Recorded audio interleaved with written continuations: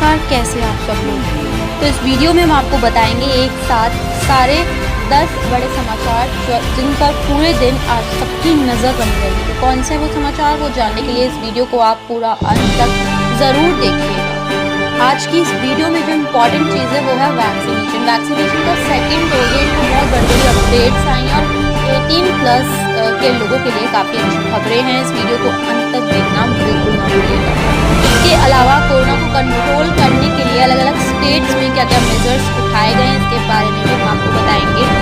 और सबसे मेन बात, कोरोना वैक्सीनेशन को लेकर जो रिंगटोन कॉलर ट्यून जो बजती थी उसके बारे में भी एक नया अपडेट हम आपको बताएंगे। तो इस वीडियो को अंत तक देखना बिल्कुल ना भूलिएगा। तो चलिए शुरुआत करते हैं आज की कुछ इम्पॉर्टेंट न्यूज़ की।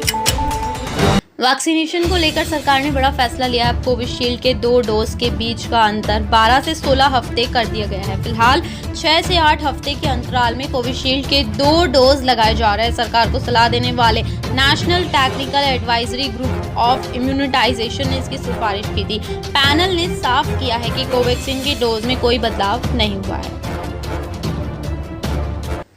देश में वैक्सीन की कमी के बीच गुरुवार को नीति आयोग के सदस्य वीके पॉल ने एक उम्मीद भरी घोषणा की। पॉल ने बताया कि इस साल अगस्त में दिसंबर तक वैक्सीन की 216 करोड़ डोज तैयार कर ली जाएंगी। पॉल ने कहा कि कोई भी वैक्सीन जिसे एफडीए या WHO ने अप्रूव किया हो उसे भारत आने की अनुमति होगी। विदेश मंत्रालय दुनिया में अन्य वैक्सीन बनाने वाली कंपनियों के भी संपर्क में है।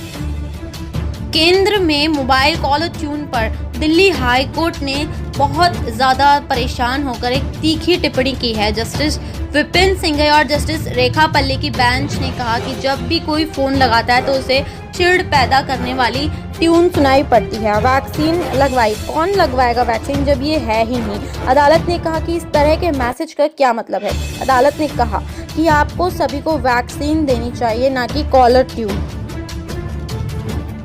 सुप्रीम कोर्ट ने लॉकडाउन की वजह से परेशानी कर रहे प्रवासी मजदूरों को राहत पहुंचाने के लिए गुरुवार को कुछ निर्देश जारी किए हैं। सुप्रीम कोर्ट ने दिल्ली, हरियाणा और उत्तर प्रदेश सरकार को निर्देश दिए कि राष्ट्रीय राजधानी क्षेत्र NCR में आने वाले जिलों में सामूहिक रसोई खोली जाए ताकि मजदूर और उनके परिवार 2 वक्त का खाना खा सकें। केंद्रीय केमिकल और फर्टिलाइजर मंत्री DV सदानंद गौड़ा ने गुरुवार को महामारी को लेकर अदालती आदेशों पर तल्ख बयान दिया है। उन्होंने पूछा, कोर्ट ने जैसा निर्देश दिया है अगर उतनी वैक्सीन नहीं प्रोड्यूस कर पाए तो क्या खुद को फांसी पर लटका लें। हालांकि गौड़ा ने ये तो माना है कि अदालतों की मंशा सही है कि देश में हर किसी को वैक्सीन लगनी चाहिए। देश भर में आज ईद का त्यौहार मनाया जा रहा है। All India Muslim personal law board AIMPBL, Darul Uloom Deoband और देश की कई मस्जिद कमेटियों ने इस बार ईद पर कोरोना गाइडलाइंस का पालन करने की सलाह दी है। देवबंद ने फतवा जारी किया है और कहा है कि मौजूदा हालत को देखते हुए मस्जिद में नमाज अदा करने से बेहतर चाश की नमाज यानी घर पर नमाज अदा करना ही बेहतर रहेगा। RJD सुप्रीमो लालू प्रसाद यादव ने बिहार सरकार की तुलना कोरोना से की है। उन्होंने गुरुवार को सोशल मीडिया पर लिखा कि कोरोना और बिहार सरकार में कुछ समानताएं हैं। दोनों जन जीवन के लिए खतरनाक हैं और दोनों नजर नहीं आते यानी अदृश्य है। चारा घोटाला केस में जमानत मिलने के बाद लालू प्रसाद यादव दिल्ली एम्स में डिस्चार्ज होकर बेटी मीसा भारती के घर पर रुके हुए हैं। महाराष्ट्र सरकार ने कोरोना की तीसरी लहर से मुकाबला करने की तैयारी एकदम शुरू कर ली है। कोरोना की तीसरी लहर आने पर राज्य में ऑक्सीजन की डिमांड बढ़कर 2300 मीट्रिक टन प्रतिदिन पहुंच सकती है। इसके लिए प्रतिदिन 3000 मीट्रिक टन ऑक्सीजन उत्पादन के लक्ष्य पर काम शुरू कर दिया गया है। इसके लिए मिशन ऑक्सीजन स्वावलंबन के तहत उद्योग समूह को विशेष प्रोत्साहन देने का निर्णय लिया गया है।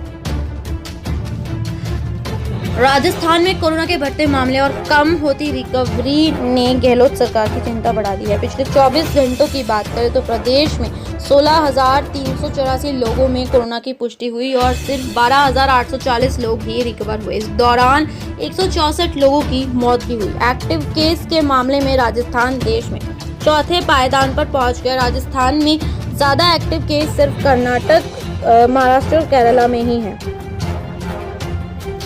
बिहार में लॉकडाउन को अगले 10 दिनों के लिए बढ़ा दिया गया। 25 मई तक पाबंदियां पहले की तरह ही जारी रहेंगी। मुख्यमंत्री नीतीश कुमार ने सोशल मीडिया पर इसकी जानकारी दी। उन्होंने कहा कि हमारी समीक्षा में लॉकडाउन का पॉजिटिव इम्पैक्ट दिखा है, इसलिए इसे आगे बढ़ाने का फैसला किया गया है। बढ़े हुए लॉकडाउन में शादी विवाह पर और सख्ती की गई। अब इसमें 20 लोग ही शामिल हो पाएंगे।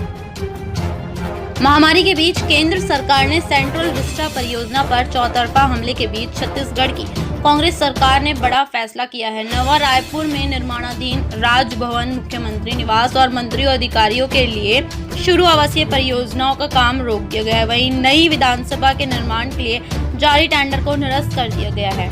और आज की खबरें यहीं समाप्त होती हैं। ऐसी ही और खबरों के लिए हमारे चैनल को सब्सक्राइब करना बिल्कुल ना भूलिएगा। थैंक यू सो मच हमारे साथ इस वीडियो में अंत तक रुके रहने के लिए। Thank you so much.